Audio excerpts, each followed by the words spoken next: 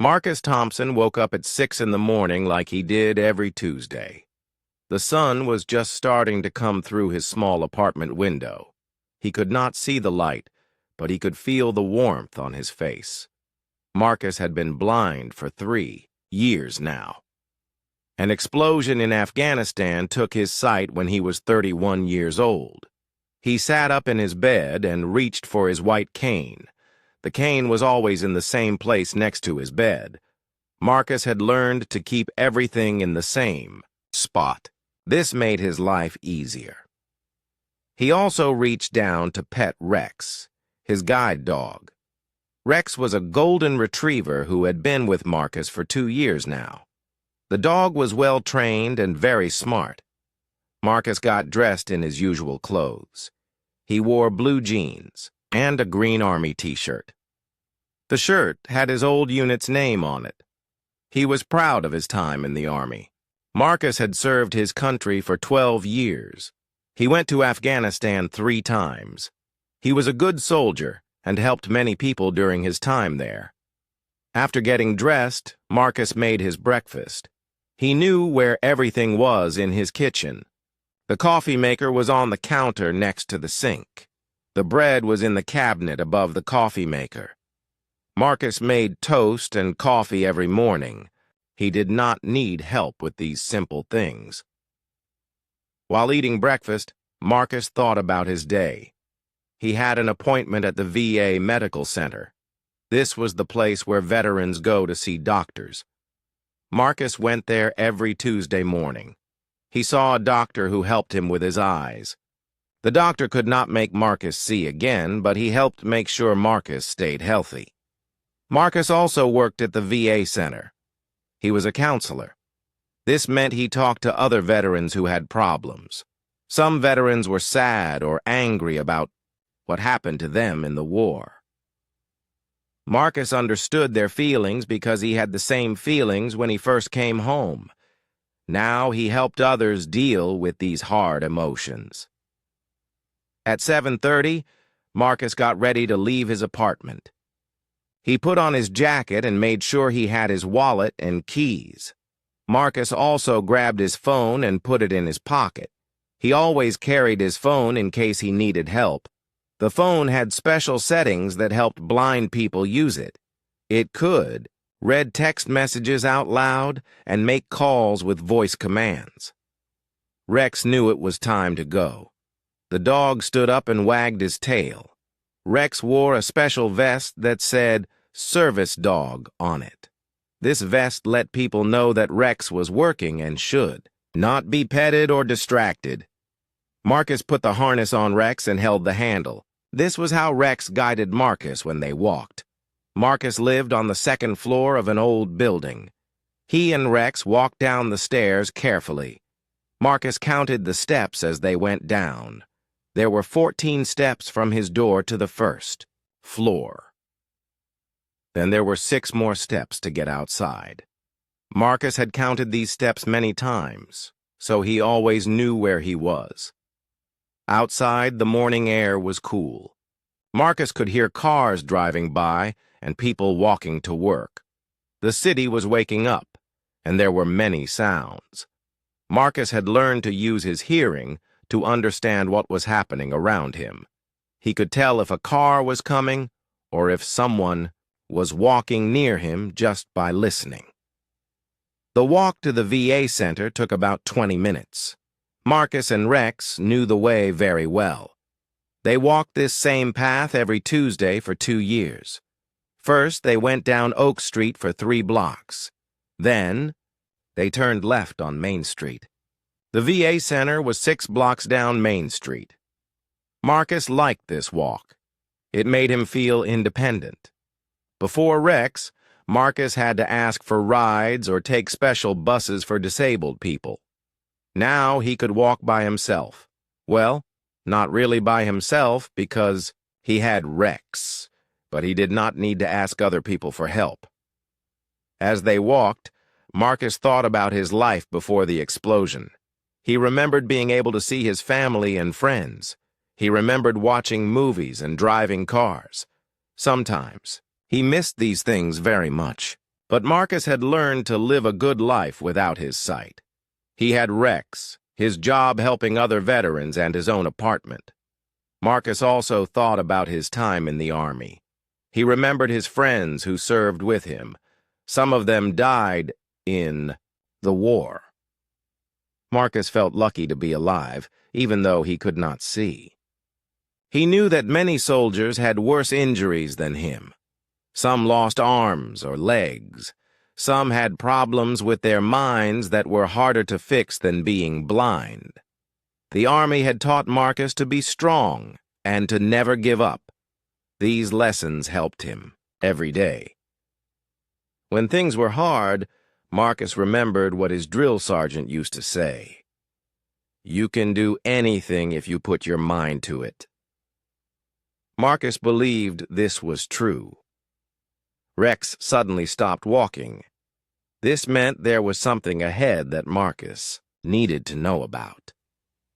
Marcus listened carefully. He could hear that they were at a street corner. Cars were driving by in front of them. Marcus and Rex had reached the intersection of Main Street and Fifth Avenue. This was the busiest crossing on their walk to the VA Center. Marcus waited for the walk signal. The intersection had a special sound that told blind people when it was safe to cross. When the sound started, Marcus and Rex would cross the street together. This intersection was always busy in the morning. Many people were going to work and many cars were trying to get through the city. Marcus checked his phone to see what time it was. The phone told him it was 8:15. This was the perfect time. His appointment was at 9 o'clock, so he would arrive with plenty of time. Marcus liked to be early for his appointments. Being on time was something the Army had taught him. As Marcus stood at the corner waiting to cross, he thought about the other veterans he would see today. There was David, who lost his leg in Iraq. There was Susan, who had nightmares about her time in Afghanistan. There was Carlos, who had trouble remembering things after a head injury. Marcus cared about all of these people. They were like a family of soldiers who understood each other. The walk signal started making its sound. This meant it was safe for Marcus and Rex to cross the street. Marcus held Rex's harness handle and stepped forward. They had crossed this street many times before. It was just another normal Tuesday morning. Marcus had no idea that in the next few minutes his life would change in a way he never expected. Rex began to guide Marcus across the wide street.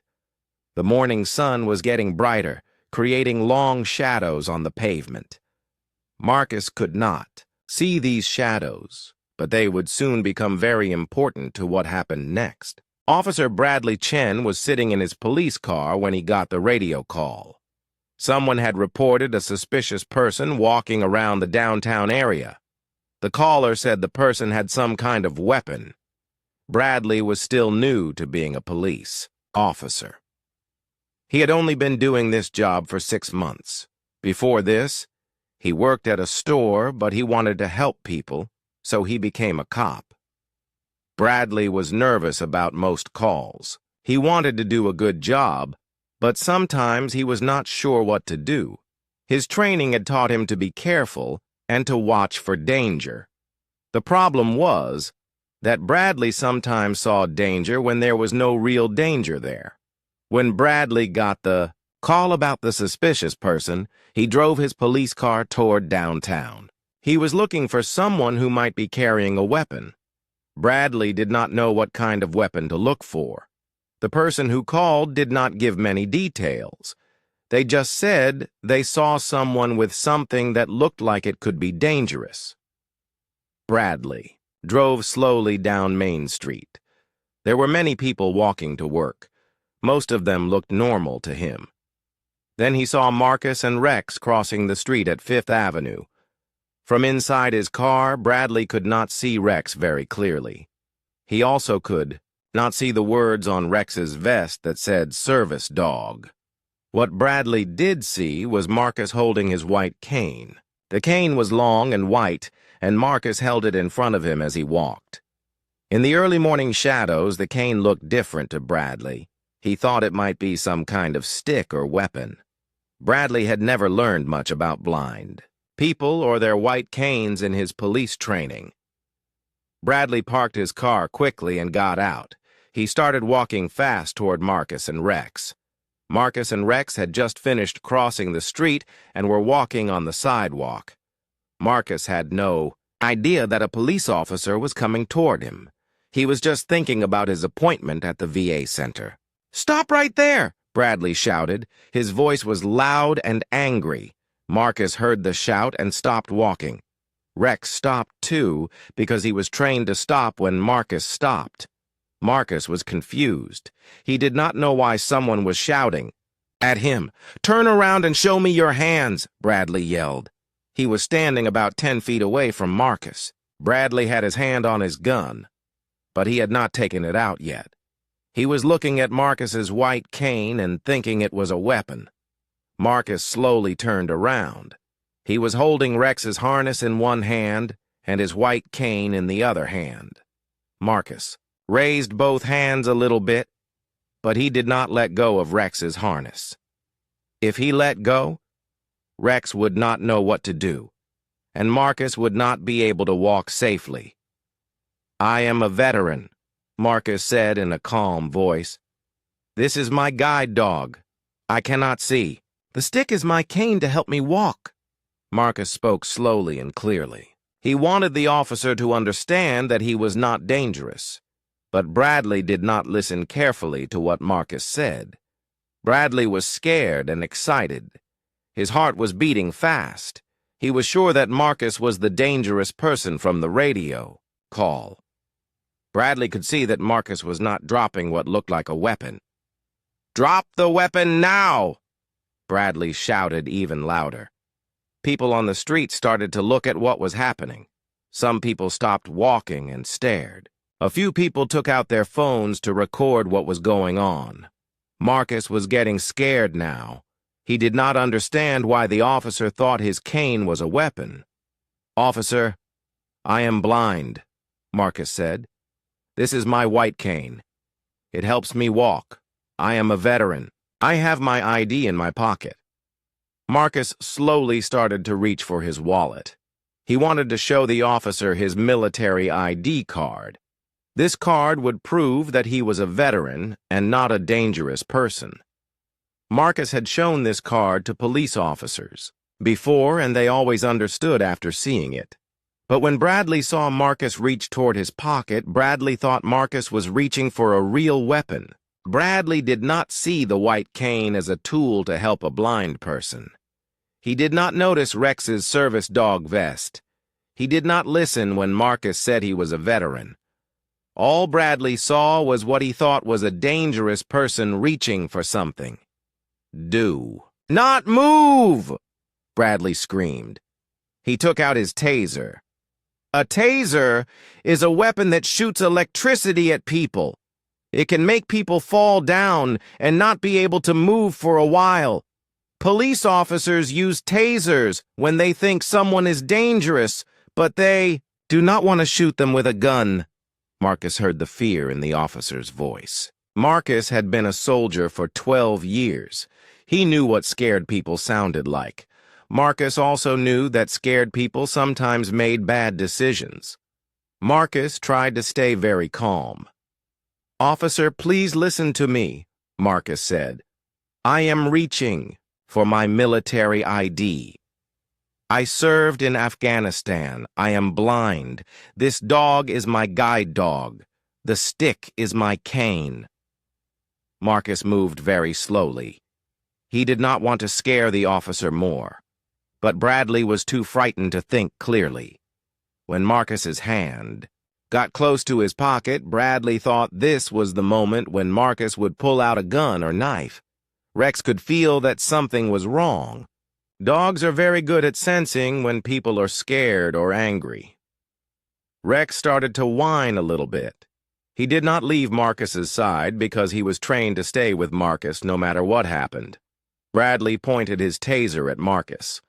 "Stop moving, or I will tase you," he shouted. Some of the people watching started to yell at Bradley. They could see that Marcus was blind and had a guide dog. They knew that Marcus was not dangerous. "He's blind!" someone shouted from across the street. "That's a guide dog!" another person yelled. But Bradley could not hear these voices clearly. He was too focused on what he thought was happening. Marcus tried one more time to explain. "Officer, my name is Marcus Thompson. I am a staff sergeant in the United States Army. I lost my sight in Afghanistan. I am just trying to go to my doctor's appointment." But Bradley was not listening anymore. He was sure that Marcus was about to attack him. When Marcus moved his hand one more inch toward his pocket, Bradley pulled the trigger on his taser. 2 wires shot out of the taser and hit Marcus in the chest. 50,000 volts of electricity went through Marcus's body. Marcus screamed and fell down hard on the concrete sidewalk. His white cane flew out of his hand and landed several feet away. Rex barked loudly and tried to stay close to Marcus. Marcus's body shook from the electricity. He could not control his muscles. The electricity made every part of his body hurt. Marcus had been hurt before in the war, but this was different. This hurt in a different way because it came from someone who was supposed to protect him. After 30 seconds, the electricity stopped. Marcus lay on the ground, breathing hard. He was conscious, but he could not move well. Rex was licking Marcus's face and whining. The dog knew that Marcus was hurt. Bradley stood over Marcus with his taser still in his hand. He was breathing hard, too. Other police officers were arriving because people had called 911. The people watching were very angry. They were shouting at Bradley and telling him that he had hurt an innocent man. Marcus tried to sit up, but his body was still shaking from the taser. His military uniform shirt was torn where the taser wires had hit him. Marcus felt scared and confused.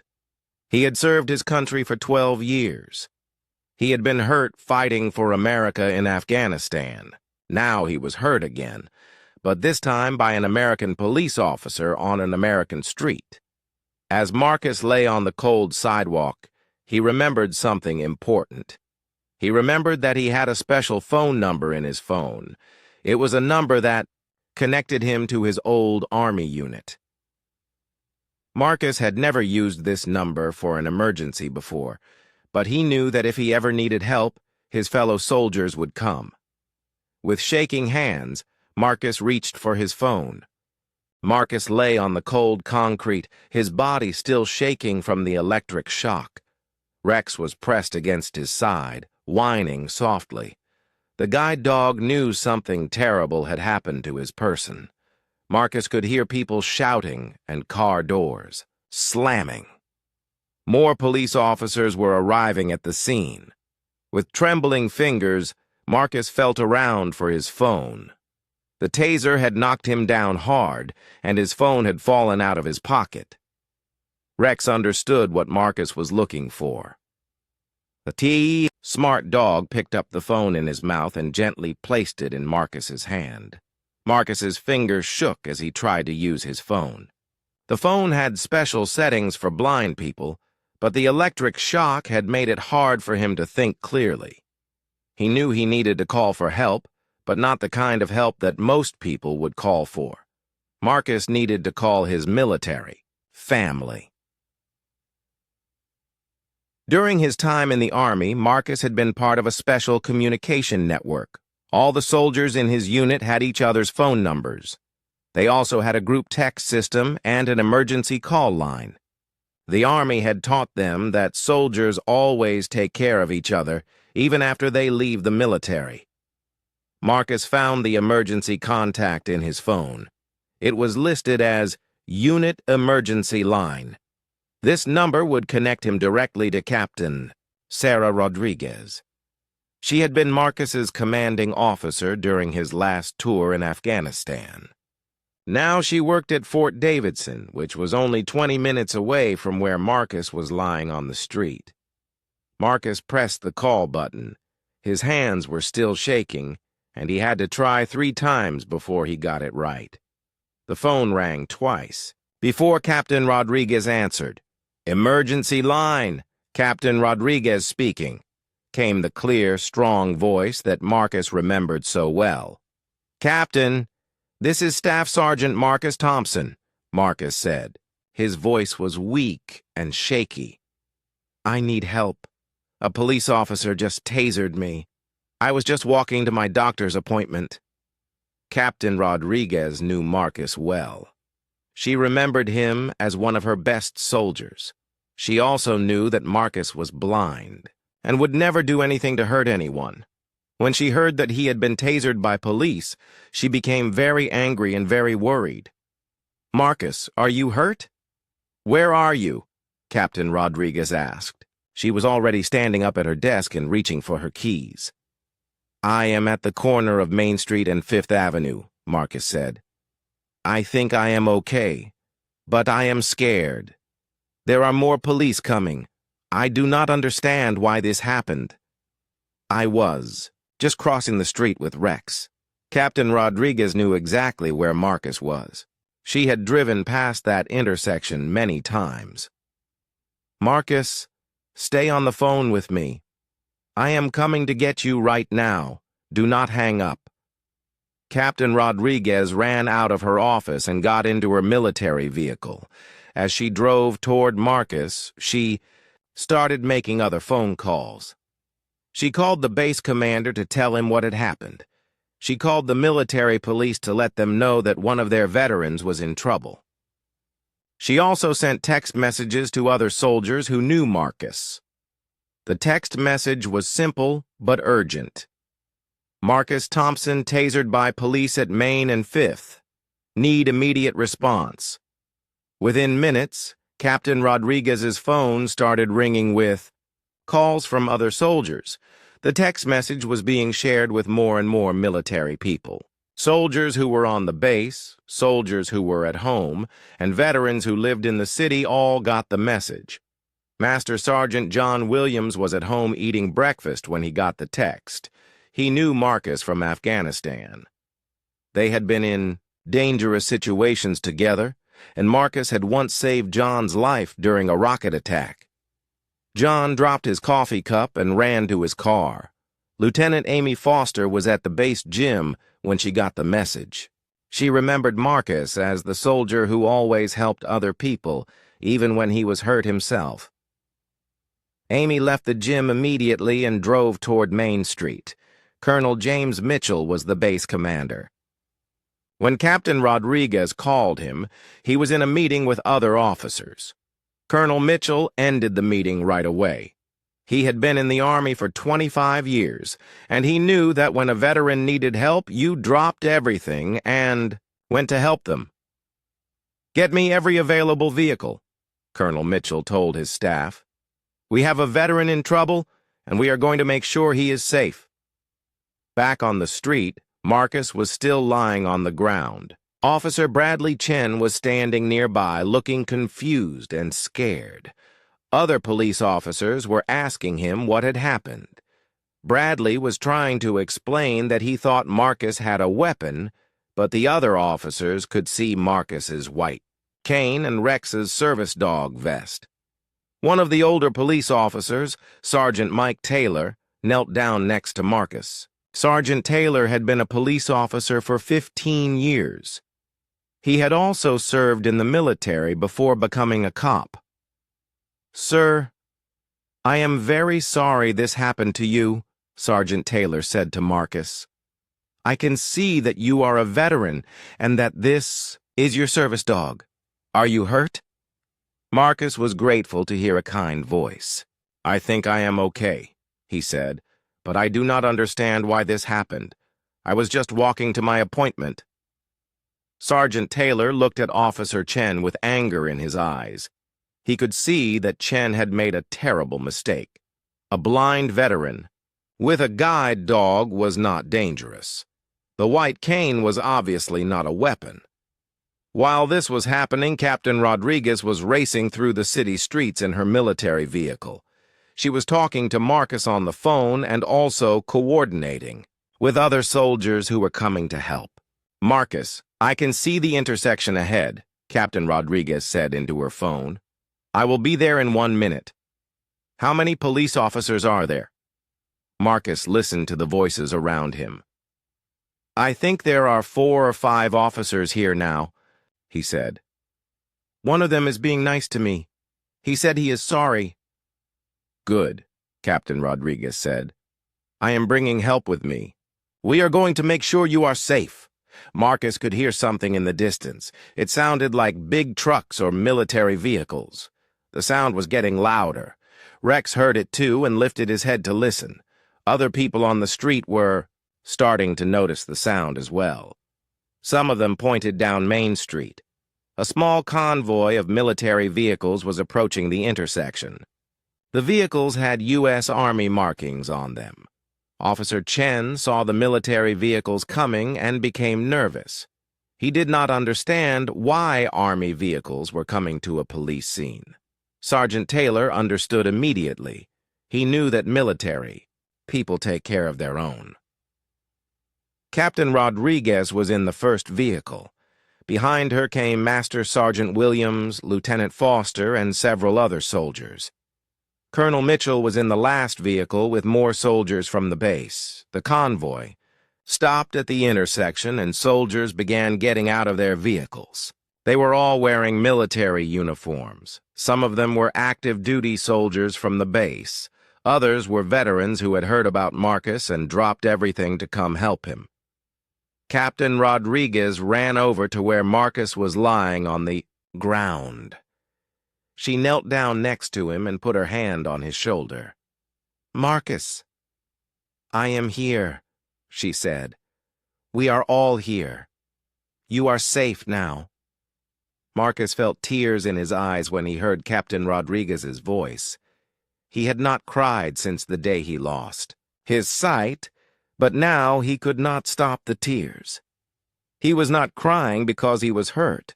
He was crying because his military family had come to help him. Rex wagged his tail when he smelled Captain Rodriguez. The dog remembered her from when she used to visit Marcus at the hospital after he was injured in Afghanistan. More military vehicles were arriving at the intersection. Soldiers were getting out and forming a protective circle around Marcus. They were not being aggressive or threatening to the police officers. They were just making it clear that they were there to protect their fellow soldier. The people who had watched Marcus get tasered began to cheer when they saw the military response. They knew that justice was coming for the blind veteran who had been hurt for no reason. Colonel Mitchell walked over to the senior police officer at the scene.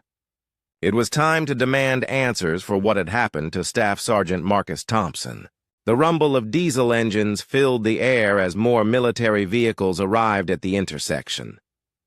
What had started as a few soldiers coming to help Marcus had turned into something much bigger.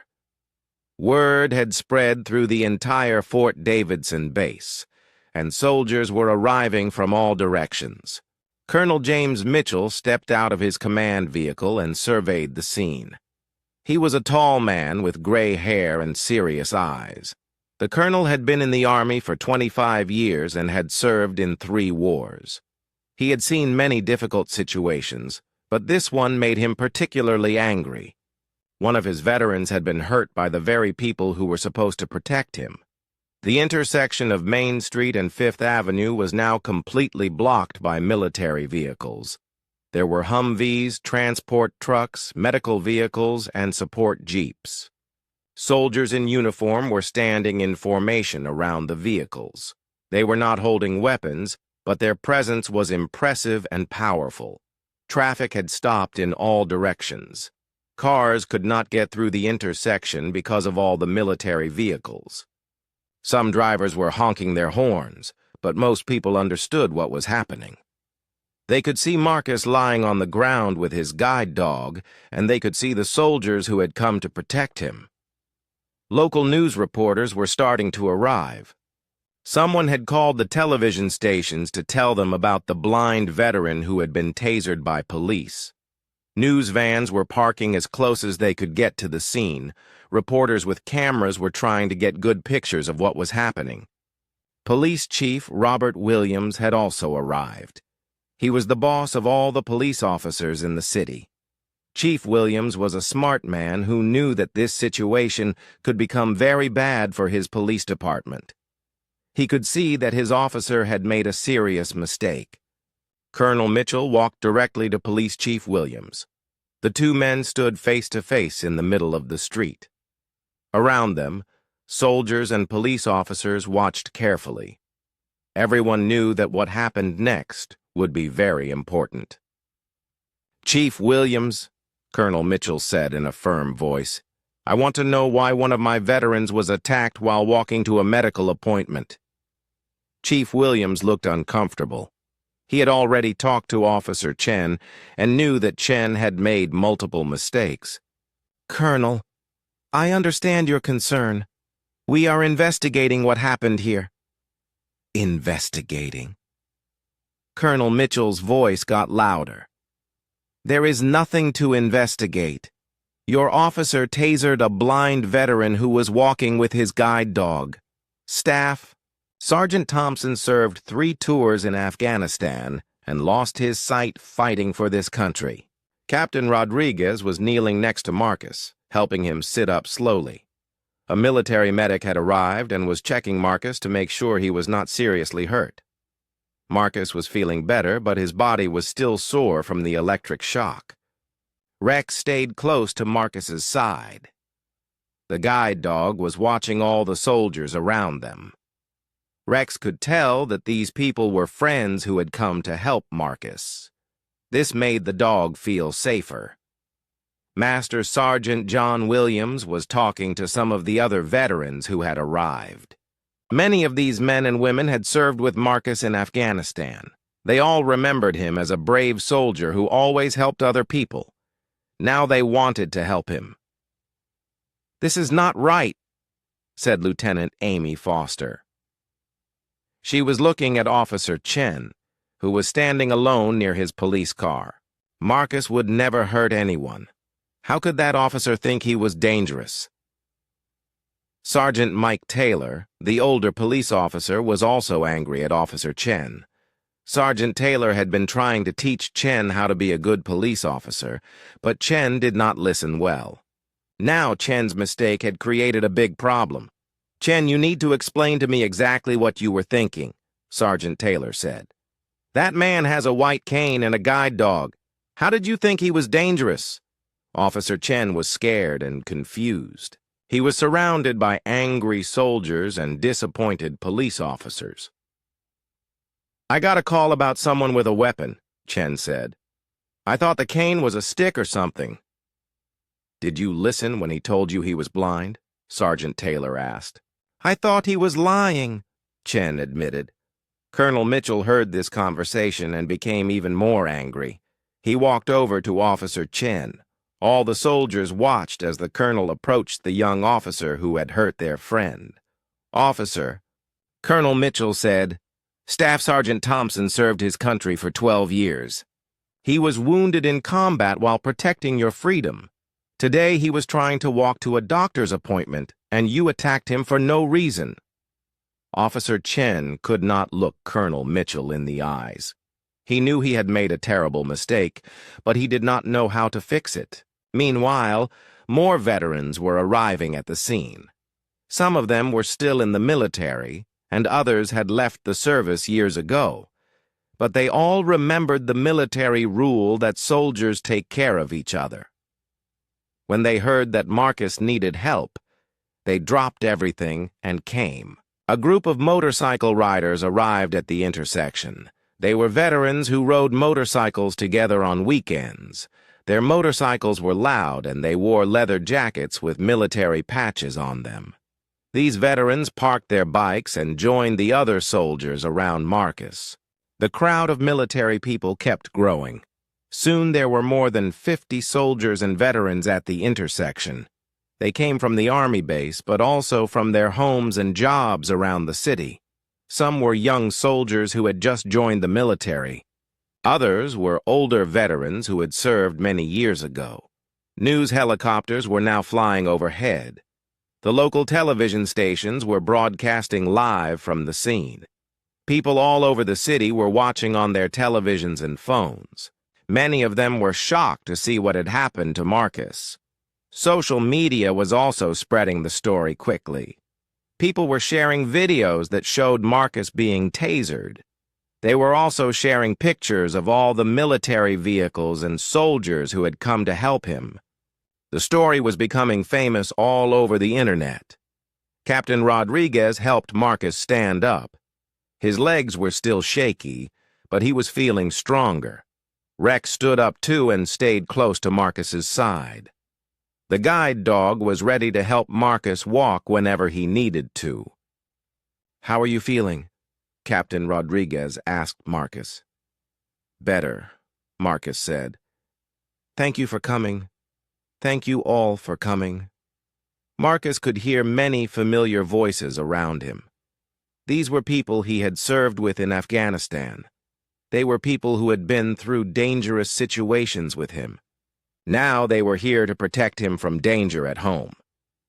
Colonel Mitchell turned to address all the soldiers and veterans who had gathered.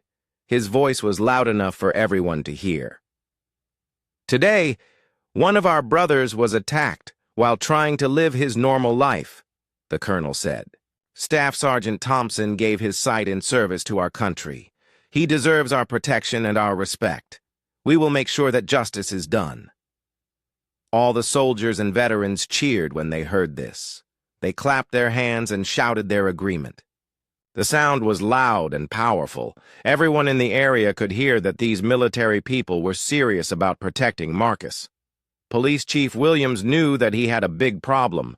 The whole city was watching what happened next. If he did not handle this situation correctly, it would be very bad for his police department and for his career. The chief also knew that the military people were right to be angry. Marcus had done nothing wrong, and Officer Chen had used unnecessary force against him. There would have to be consequences for what Chen had done. Colonel Mitchell walked back to Chief Williams. It was time to discuss what would happen next.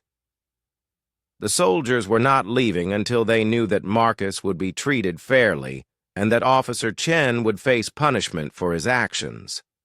The military convoy had successfully blocked the intersection and brought attention to Marcus's situation. Now it was time to make sure that justice would be served. The arrival of the military convoy had changed everything at the intersection. What started as one police officer making a terrible mistake had become a situation that the whole city was watching. Colonel Mitchell and Police Chief Williams stood, face to face, surrounded by soldiers, police officers, reporters, and curious citizens. "Chief Williams," Colonel Mitchell said firmly, "I need to know exactly what you plan to do about this situation. Staff Sergeant Thompson was assaulted by your officer while he was simply trying to live his life as a disabled veteran." Chief Williams knew he was in a very difficult position. The cameras were rolling, and everything he said would be recorded and shared around the world. He also knew that Officer Chen had clearly violated many rules and procedures. "Colonel Mitchell," Chief Williams said, "Officer Chen will be suspended immediately pending a full investigation. I can see that serious mistakes were made here today." "Suspended is not enough," Captain Rodriguez said as she stood up from where she had been helping Marcus. "This officer attacked a blind veteran. He needs to face criminal charges." Many of the soldiers and veterans around them nodded in agreement. They had all seen what happened, and they all knew that Officer Chen had committed a crime when he tasered Marcus. Sergeant Mike Taylor, the experienced police officer, walked over to his chief. "Sir, I have Officer Chen's body camera footage," he said. "It clearly shows everything that happened. Staff Sergeant Thompson identified himself as a veteran multiple times. He explained that he was blind and that he had a service dog. Officer Chen ignored all of this. Chief Williams took the body camera and watched the footage on the small screen. What he saw made him very angry at Officer Chen. The footage showed Marcus being polite and calm. It showed him trying to explain about his white cane and his guide dog. It showed him trying to reach for his military ID to prove who he was, and it showed Officer Chen ignoring all of this and tasering an innocent man. This is completely unacceptable, Chief Williams said after watching the footage. Officer Chen will be arrested and charged with assault and violation of civil rights. The soldiers and veterans cheered when they heard this. Justice was finally coming for Marcus. But Colonel Mitchell was not finished yet. Chief Williams, this is not just about one bad police officer, the colonel said. This shows that your police department needs better training. Your officers need to learn how to interact with disabled people and veterans. You are absolutely right, Chief Williams agreed. We will implement new training programs immediately. All officers will learn about guide dogs, white canes, and how to properly interact with disabled citizens. Marcus was sitting on the back of a military medical vehicle while a medic checked his injuries. The taser had left 2 small burn marks on his chest where the wires had hit him, but he was not seriously hurt. Rex was sitting calmly next to him, still wearing his service dog vest. A reporter from the local television station approached Marcus. "Sir, would you be willing to speak about what happened to you today?" Marcus thought for a moment. He was still shaken by what had happened, but he knew that telling his story might help other veterans and disabled people. "Yes, I will talk," Marcus said. The reporter turned on her camera and began asking questions. "Can you tell us what happened this morning?" Marcus spoke calmly and clearly. "I was walking to my doctor's appointment at the VA Medical Center. I do this every Tuesday. I was crossing the street with my guide dog Rex when a police officer started yelling at me. He thought my white cane was a weapon." "Did you try to explain to the officer that you were blind?" the reporter asked. "Yes, I told him many times that I was blind and that this was my service dog. I told him I was a veteran and that I wanted to show him my military ID, but he would not listen to me." The interview was being broadcast live on television. People all over the city were watching Marcus tell his story. Many of them were shocked that something like this could happen to a veteran who had sacrificed so much for his country. While Marcus was being interviewed, Colonel Mitchell was making phone calls to important people. He called his commanding general to report what had happened. He called the mayor of the city to demand action. He also called lawyers who specialized in helping veterans with legal problems. Within an hour, Officer Chen was arrested. Other police officers put handcuffs on him and took him to jail. The soldiers and veterans watched this happen, and many of them felt that justice was finally being served. But the story was not over yet. The video of Marcus being tasered had been shared on social media millions of times. People all over the country were talking about what had happened. News stations from other cities were sending reporters to cover the story. The video also caught the attention of important politicians. The governor of the state made a public statement condemning what had happened to Marcus. Several members of Congress also spoke out about the need to protect veterans and disabled people. A famous lawyer who specialized in civil rights cases called Marcus and offered to represent him for free. This lawyer had won many important cases against police departments that mistreated people. 3 days after the incident, the city held a public meeting about police reform. Marcus was invited to speak at this meeting. Captain Rodriguez and several other soldiers came with him to provide support. Marcus stood at the podium in front of hundreds of people. He could not see them, but he could hear their voices and feel their attention.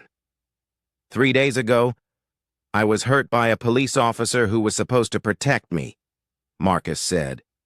"But I was also helped by my military family who came to stand with me. This shows that there are good people and bad people in every profession." Marcus continued, "I do not want what happened to me to happen to other veterans or other disabled people. We need better training for police officers. We need them to understand that a white cane is not a weapon and that a service dog is there to help someone." The audience applauded loudly when Marcus finished speaking. Many people had tears in their eyes. They were moved by Marcus's courage and his desire to help other people even after he had been hurt. The city council voted that night to require all police officers to take special training about interacting with disabled people and veterans. They also voted to give Marcus a public apology and financial compensation for what had happened to him. Officer Chen was eventually convicted of assault and civil rights violations. He was sentenced to 2 years in prison and was banned from ever working as a police officer again. The judge who sentenced him said that Chen's actions were a disgrace to law enforcement and an insult to our veterans. Marcus used the money from his legal settlement to start a nonprofit organization.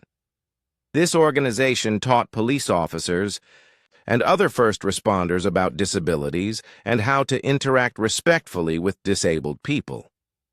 Marcus traveled around the country giving speeches and training sessions. Rex continued to be Marcus's faithful guide dog and companion.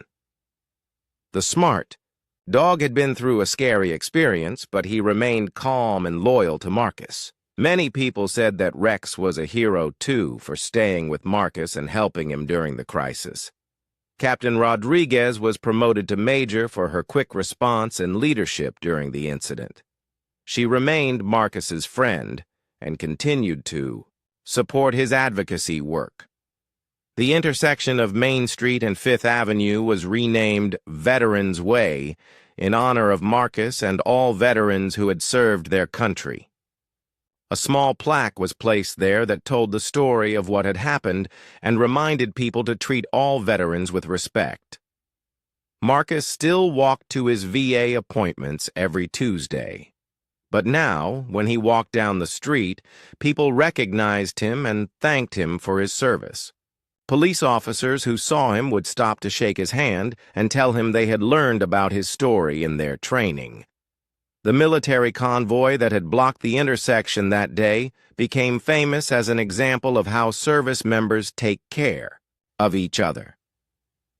The story was told in military bases around the world as an example of the brotherhood and loyalty that exists among soldiers. Marcus often thought about that terrible Tuesday morning when Officer Chen had tasered him. It had been one of the worst days of his life, but it had also shown him how many people cared about him and wanted to help him. The incident had started with one person's fear and ignorance, but it had ended with education, justice, and positive change.